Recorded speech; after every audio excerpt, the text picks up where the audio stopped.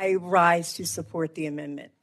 I'm very much touched by things that my colleagues have said in terms of these tariffs on the impact of our families to feed our families.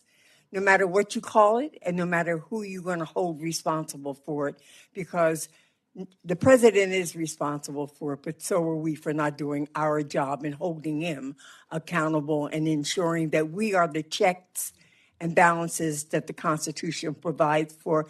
And if you listen carefully to the King of England, he reminded us that there are no kings in anywhere that don't have to respond to some checks and balance.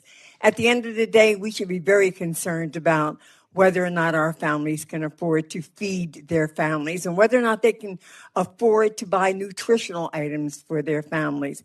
If food and other costs are rising directly because the tariffs are taxes and those taxes are passed down to the consumer, then we must confront the reality of the situation and not say that it's something that it is not with a straight face, knowing well that we're not portraying the honesty of the situation. So with that, I do support this amendment.